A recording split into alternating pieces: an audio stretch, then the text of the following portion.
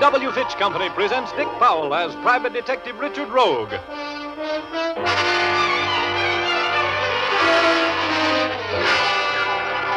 In Rogue's Gallery.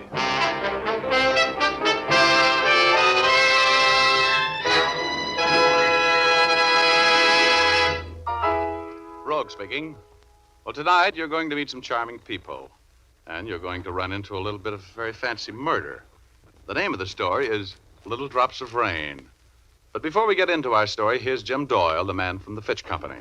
Did you know that there are over 50 million men in the United States who shave? Yes, that's a lot of men.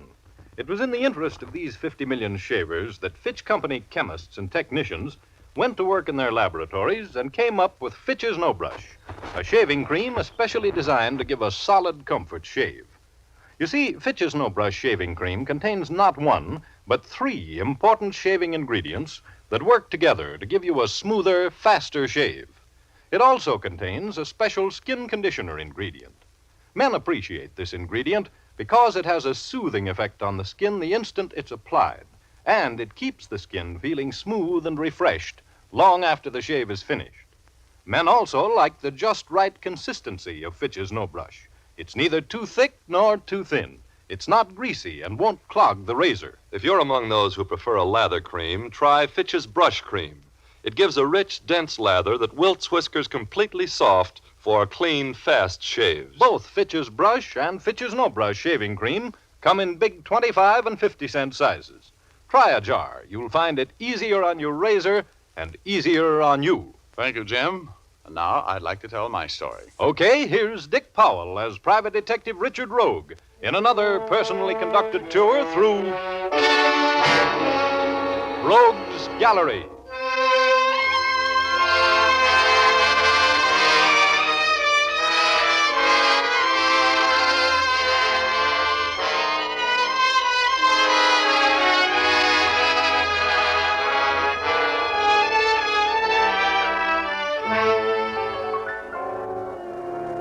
Well, I'm still confined to my little cranked-up downy couch in the hospital, but not as still as I was last week. I am now allowed to get up and totter around a little, and I use the word totter advisedly. My legs act like strangers who have different political beliefs, and my knees have suddenly developed sideways hinges. But my nurses, my nurses. Yes, they're beautiful and tender and resistant. And speaking of nurses, nurses are girls, and girls are my favorite pastime. And that brings me up to the girl who has done the most to confuse my life. Liza, the girl I was so sincerely in love with a couple of months ago. Liza was in to see me. She just left, and we were talking about the time when I showed up at her apartment for a date. It was raining out, and I was sitting at the piano doodling around a little bit.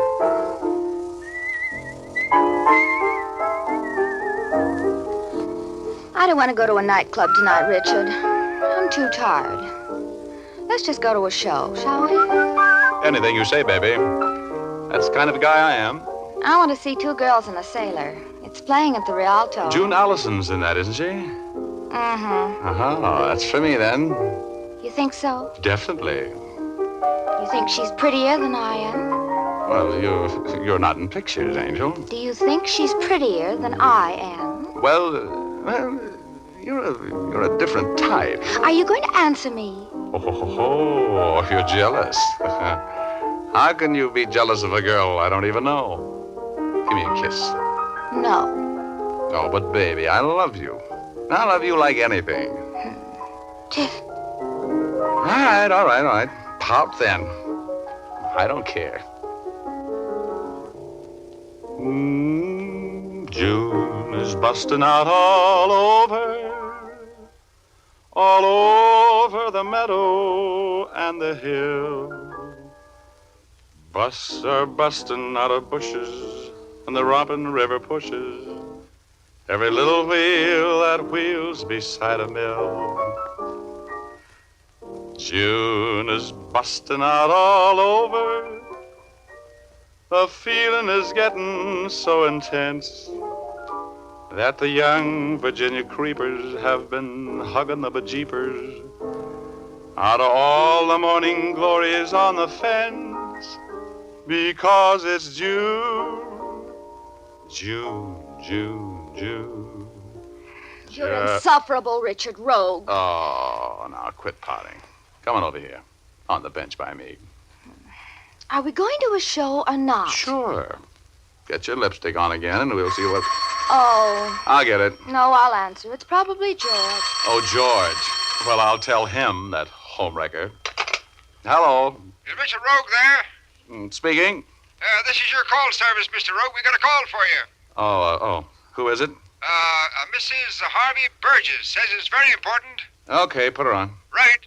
Oh, put her on. Who is it? Shh. Hello? Richard Rogue speaking. This is Mrs. Harvey Burgess. Yes? I must see you at once, Mr. Rogue. Oh, well, anytime tomorrow, Mrs. I Burgess. must see you tonight, immediately. It is most important. Well, can't you tell me about it over the phone? Oh, no. Could you come to my house at once? What's the address? 485 Hillcrest. You'll be well paid for your time. Please hurry. I'll be right out, Mrs. Burgess. Wait for me. I'll be right back, honey. Go on. Go on out to see Mrs. Burgess. Don't mind me, Dick Tracy.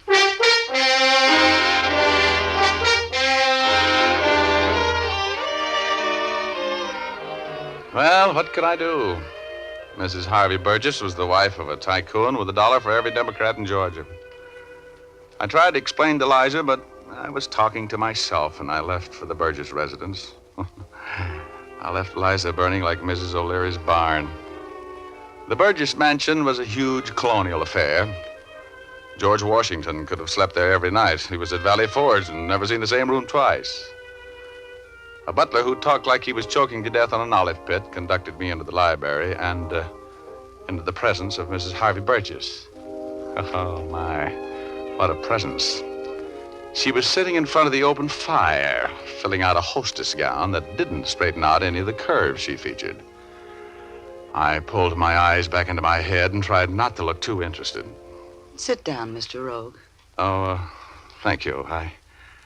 I'm in a bit of a hurry tonight, Mrs. Burgess. As a matter of fact, Mr. Rogue, my husband is making a fool of himself. Yes? He's lost his mind completely over a secretary in his office. His secretary. A girl by the name of Helen Stark. You mean that... Yes, I mean he prefers her company to mine. Well, that doesn't sound reasonable, if you'll pardon me for saying so. What do you want me to do? Somebody has to bring Harvey back to his senses, Mr. Rogue. Well, I'm afraid you've called on the wrong man. I'm not very good at long fatherly talks. Oh, Mr. Rogue, please, I'm so alone. Hey, now, wait a minute. Good grief. You mean to tell me that Harvey is neglecting you? What you need to straighten Harvey out is a psychiatrist, not a detective. Harvey is definitely off his trolley. Please, help me, Mr. Rogue. No, Mrs. Burgess. He's with her right this minute. How do you know? When he left the house tonight, I followed him. He went to the home of his best friend, Clarence Roman. I parked across the street. I was going in and face them, but I saw Mr. Roman leave, and I lost my nerve. That's when I called you.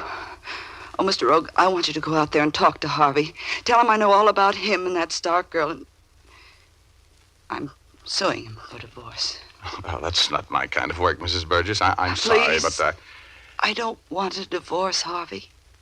But I do want him back. And I'm sure that if you will do as I say, he'll come back. You must do it for me, Mr. Rogue. Here, where is it? I had $500 here in an envelope. You did? Oh, wait a minute here. Let me see. Oh, is this it? Yes, that's your fee. For going out there with me, Mr. Rogue, and trying to bring Harvey back to his senses. You'll do it for me, won't you, Mr. Rogue? Well, You'll do it for me, won't you, Mr. Rogue? Okay, come along.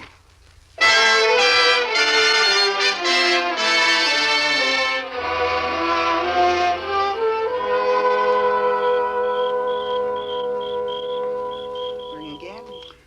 All right.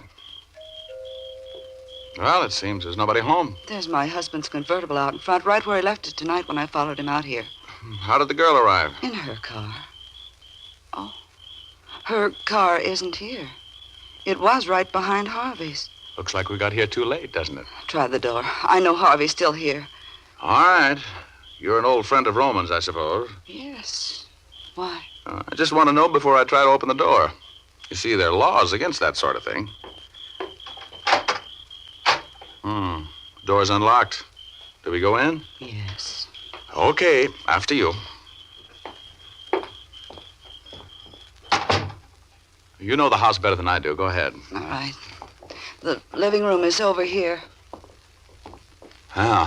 Nobody home. Look, Mrs. Burgess, we better get out of here. No.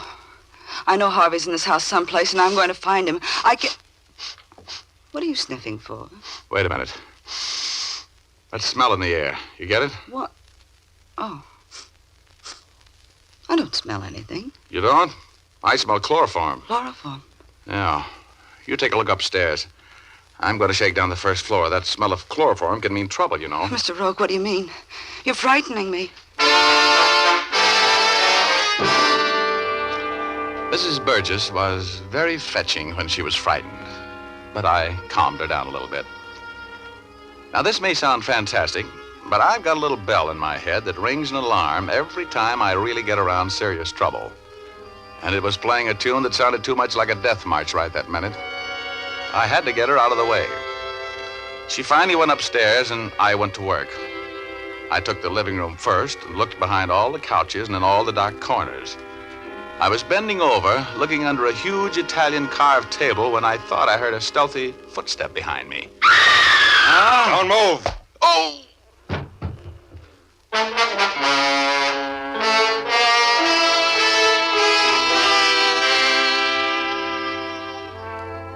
Oh, my ears were still full of that ringing scream Mrs. Burgess had let out as I caught that sock behind the ear and drifted gently through space toward cloud number 8 and my alter ego, Hugo. I was hoping he wouldn't be there, but he was. Sitting there with that silly smirk on his face with his little short legs pulled up under his chin and his funny little arms around them and his long white beard waving the cosmic breeze. Hello, Richard. Welcome home. No, shut up. That's a fine attitude. You go prowling around a strange house and get caught at it and knocked out. Then you come up here and take it out on me. Get out of here, you ingrate. Oh, stop acting like a landlord, Hugo. What happened to me? Are you kidding? Tell me, why did Mrs. Burgess scream? Answer me, Hugo. Do you know why she screamed? Sure. You going to tell me? No, find out for yourself. You're a detective. Oh, someday I'm going to get rid of you, you little pest. Why don't you get back to work? You got a date with Liza, you know. She's still waiting. Yeah, that's right. Well, here goes.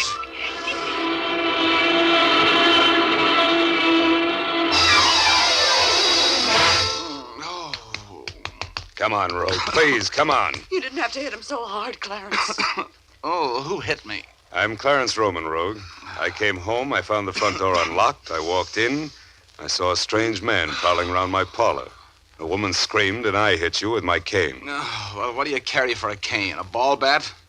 Why did you scream, Mrs. Burgess? I found my husband upstairs. He's dead, murdered!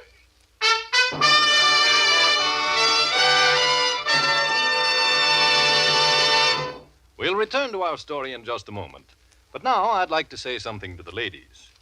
Do you ever feel like hanging your head in shame because your hair isn't, looking as nice as it should? Perhaps you get discouraged because every time you shampoo your hair, it seems dry and difficult to set. Then for your next shampoo, why not try Fitch's Saponified Coconut Oil Shampoo? This clear golden liquid shampoo is made from mild coconut and vegetable oils. These pure natural oils keep your hair from becoming dry and brittle. When you use Fitch's Saponified shampoo, you can have a shampoo as often as you like, and after each one, your hair will be soft and lustrous, easy to set into your favorite hairstyle. You'll love the glorious quantities of fragrant lather this shampoo makes. It cleanses thoroughly and then rinses out completely without a special after rinse. You see, Fitch's saponified shampoo contains its own patented rinsing agent. All you do is rinse with plain water, and the rinsing agent contained in the shampoo ensures the removal of all particles from your hair, making it sparkle with cleanliness. Ask for Fitch's saponified coconut oil shampoo at your drug counter, barber, or beauty shop. Look for the bottle with the bright yellow label.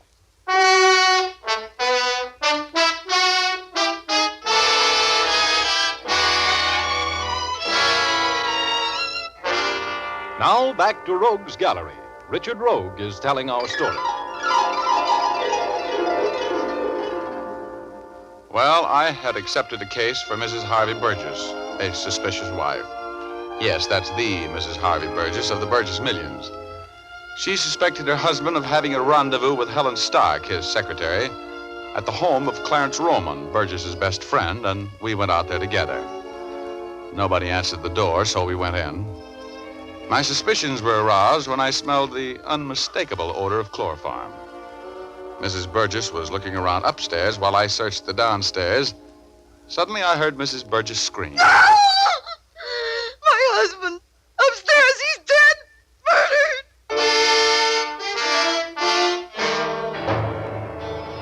Well, that snapped me out of it. I got to my feet and ran up the stairs. Mrs. Burgess and Roma were right behind me, and she directed me into the library, which was just off the main hall.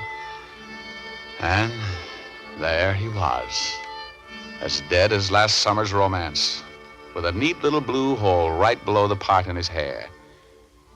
He was a nice-looking old guy, about 50, which made him a good 25 years older than his wife. And his widow was really taking his death big, which was natural. A woman doesn't have a husband murdered every day. Poor Harvey, this is horrible. Has anything in this room been moved or touched? Well, I just arrived home. When I looked wouldn't... in here and saw Harvey, I knew he was dead. I screamed. Yes, I heard you. Then you ran right downstairs. Yes, huh? I saw Mr. Roman hit you, and I ran down to tell him who you were. That's a little late. Okay. Just don't touch anything. Stay right there in the door, both of you. Just who are you to be giving us orders? You'll find out. You ever see this gun before? Yes. Where? It was Harvey's. He kept it in his desk at the office. Oh, you recognized it mighty quickly. How? It has his initials on it. I can see them from here, inset in the butt of the gun. Oh, his gun, huh? Yeah. Well, it wasn't suicide. Not with the gun clear over here on the opposite side of the room. This is murder. Hey. What's the matter? Well, this ought to do it. What is it? It's a handkerchief. A very nice linen handkerchief with initials in the corner. And blood on it. What initials? H.S. Helen Stark. That's her handkerchief. She killed Harvey. She killed my Harvey. Is there a phone upstairs here? Yes. You'll find an extension in the hall. Thanks. Come on out of this room. I don't want anything touched or moved. No. Dear, please. You two wait for me downstairs. I'll be down just a minute. As soon as I call the police.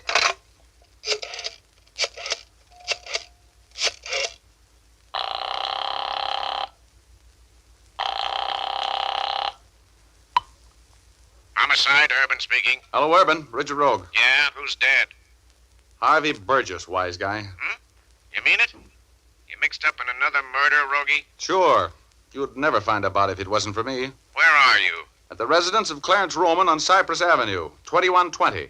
Better get the boys and get out here. Be right there. Got any leads on the killer? A couple of vague ideas. Stay there until I get there, Rogue.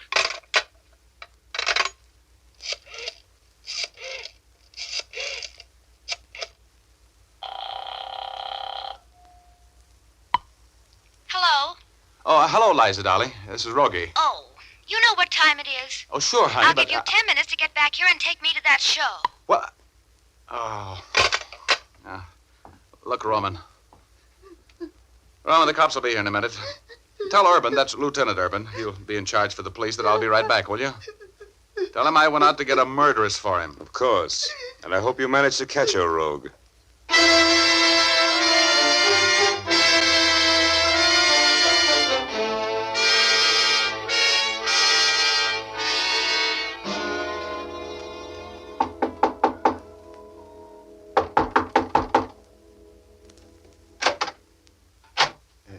Yes. Good evening. Is Helen Stock at home? I beg your pardon. I'm a bit deaf. I couldn't hear you. Oh, I said, is Helen Stock at home? Oh, Helen? No, she isn't home this evening. Has she been home? I say, has she been home in the last hour? No, she hasn't. I don't know what time to expect her either. But I imagine she'll be home soon, though. You know where she is? Well, she didn't come home from the office tonight. She's working late. Oh, she called you and told you she wouldn't be home. Yes. She said she was going to work with Mr. Burgess. That's her boss, you know, the millionaire. Yes, well, thank you. Could I tell her who called? No, that won't be necessary, thanks. Thanks very much, Mr. Stock. You and Helen live here all alone? Yes, since her mother died several years ago. Are you an old friend of Helen's? No, a very recent acquaintance. Oh. I'm sorry I bothered you, Mr. Stark. Good night. Good evening. Nice out after the rain, isn't it? Yeah, sure is. Good night. Good night.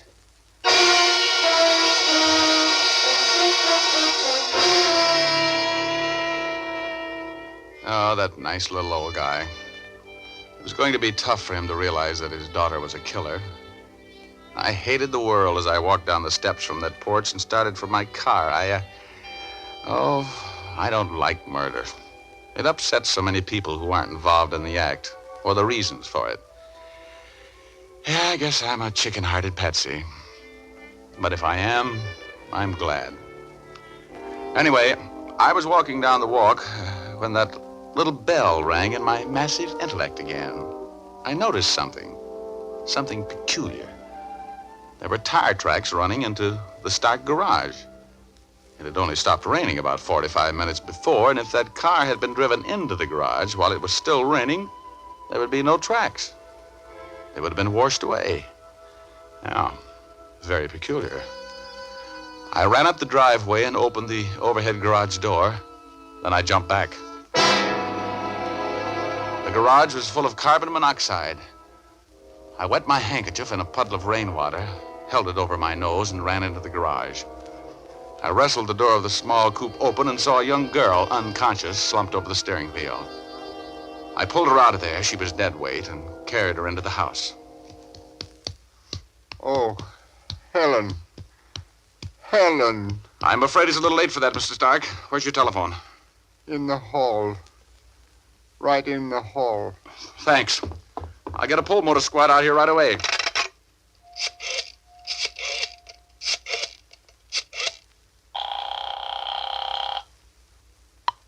Fire department.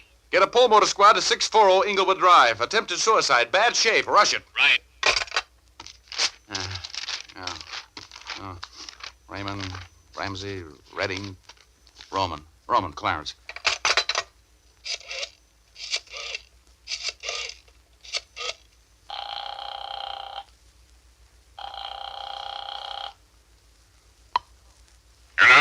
Hello, Lieutenant Urban, please. This is Richard Rogan. It's important. This is Urban speaking, Rogue. I thought I told you to stay here. Look, never mind the argument. Get out here to 640 Inglewood Drive. I've got Helen Stark for you. You have? Nice work. I want to talk to that young lady. Well, you missed the boat. I think she's dead. Suicide.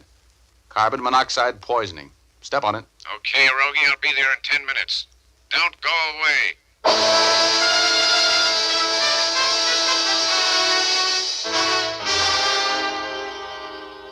I gave Helen Stark my own interpretation of artificial respiration until the pull motor squad got there. Urban arrived on the heels of the fire department, and we went out and looked around in the garage, made some fascinating discoveries, too. The car had run out of gas and stopped turning over, for one thing, and one thing led to another, to coin a phrase. Anyway, Urban and I made a little deal. I went back to the Roman residence, and while he and his boys were being scientific, I sat in the parlor and talked with Mrs. Burgess and Clarence Roman. Mrs. Burgess had recovered her poise to some extent. They were both very anxious to know all about my daring capture of the Stark girl. I'm glad she's dead. I couldn't stand a trial. I'm glad she committed suicide. Yes, I guess it seemed like the only way out. She wasn't very smart about murder, leaving clues all over the place the way she did. Even the cops would have had her in 24 hours. How well did you know the Stark girl, Roman? Rather well. I'd see her around the office a great deal. Harvey was, well, not very discreet about the fact that he was fond of her. Please, Clarence. Harvey's dead. We should forget those things. He was a good husband. I don't know what life is going to be like without him. I just have an idea that it's going to be pretty simple, Mrs. Burgess, and possibly rather short. What do you mean? I mean that the police suspected you and Mr. Roman murdered your husband and Miss Stark. That's a serious accusation, Rogue. Your husband was suing you for divorce, wasn't he, Mrs. Burgess? He knew you were going to be there with Mr. Roman, his best friend, tonight. So he came and surprised you with Helen Stark for a witness, didn't he? And you, Mr. Roman, you killed him, and then you had to kill Helen Stark to shut her up. This is preposterous. Sit down, Roman. You were right, Rogie. We found Roman's fingerprints on the steering wheel of Helen Stark's car. One of the boys just got back with a report that Roman's shoe is a perfect fit in that shoe print outside Stark's garage. I had nothing to do with it. Clarence killed Harvey, and then he chloroformed that Stark girl, and then... You're in this as far as I am. Shut up! I've got more news for you, Roman. Helen Stark isn't dead. The car ran out of gas just in time. She'll be there to appear against you when you're tried for murder.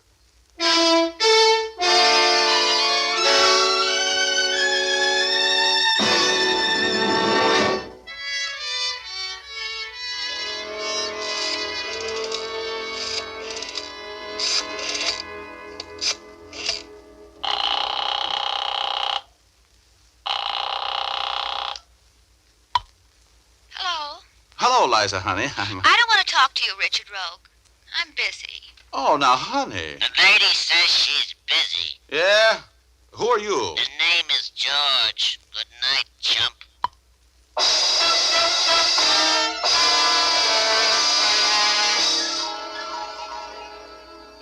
Little drops of rain. The stuff we're getting so much of out here in California right now saved Helen Stark's life. Because if I hadn't noticed those tire tracks, she would have stayed in the garage until it was too late for the Pull Motor Squad to save her. Yes, sir. Little drops of rain put the curse on what was almost a perfect double murder. With the help of my massive intellect. There's only one thing I can't understand. How come a guy as smart as I am gets hit on the head so often? Answer me that, will you?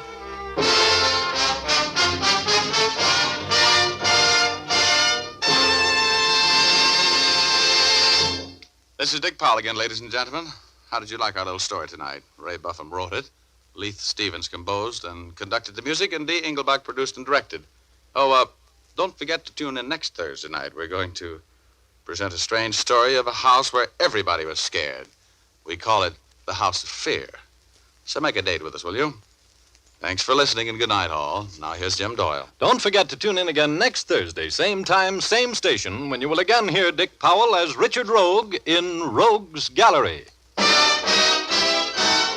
Remember, if dandruff is your problem, ask for Fitch's Dandruff Remover Shampoo. Removes dandruff the first time it is used. Fitch's Dandruff Remover Shampoo is the only shampoo whose guarantee to remove dandruff is backed by one of the world's largest insurance companies. This statement can be made by no other shampoo. Ask for Fitch's Dandruff Remover Shampoo at your drug counter, barber, or beauty shop. Fitch is spelled F-I-T-C-H. Folks, when we see a wounded veteran, we can thank him with our eyes and with a smile. We can also thank him in more material ways, like helping make sure he gets all the benefits of the GI Bill of Rights. That takes money. The money we lend when we buy victory bonds. Buy victory bonds.